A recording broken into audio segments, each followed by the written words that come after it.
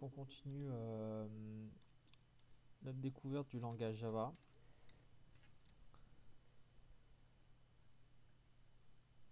Donc on voulait faire quelque chose d'assez simple en fait en pseudocode. Donc ce qui est fondamental dans un algorithme, c'est déclarer une variable. Donc là, si on dit, on avait fait la dernière fois variable en numérique, faut donner un nom, variable k en numérique. On avait dit que k par exemple, ça va aller 1457 1457 divisé par 38. Donc du coup, il y a une opération d'affectation, donc fondamentale sur un algorithme.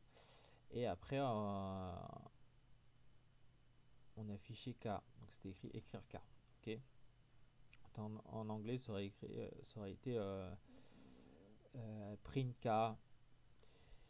Donc en Java, tout passe par les classes. Donc du coup, on prend une classe, le nom d'une classe,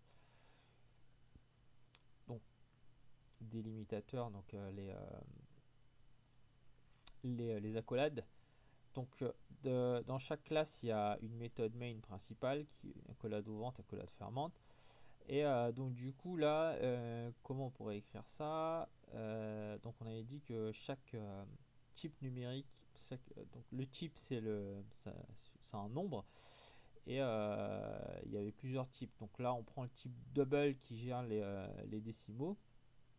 On a vu la dernière fois. Là si je dis, là je vais pas appeler classe, je vais l'appeler résultat. Donc double résultat, point virgule, là je déclare la variable. Là je dis que résultat égale, donc ça c'est ça, résultat égale 1457.0 divisé par 38.0 pour signifier que ce sont des entiers flottants. Donc là, et là j'affiche system.out.print résultat. Voilà. Voilà pour ça. Et du coup, on peut afficher du texte aussi. Donc là, en pseudocode, ça aurait été variable, je vais l'appeler texte. Donc maintenant, en caractère. D'accord. Et là, je mets, je vais nommer une variable texte, comme je l'avais nommé. Et du coup, ça va être un classique. Donc, les variables en caractère sont notées entre soit avec ce qu'on appelle le quote, donc ça, ou le double quote. Là je mets double quote, dit hello Java, et là c'est écrire texte. D'accord. Donc pareil, on va mettre ça dans une classe qui va contenir un main, forme fermante, et là on va déclarer. Maintenant, c'est quoi le type? Donc le type c'est caractère, donc c'est une chaîne de caractères, et son type c'est string en Java, ce qui veut dire chaîne en anglais. Et on peut le dire tout de suite, c'est un objet en fait en Java. Donc là, string, donc le type, la variable texte, là je le déclare.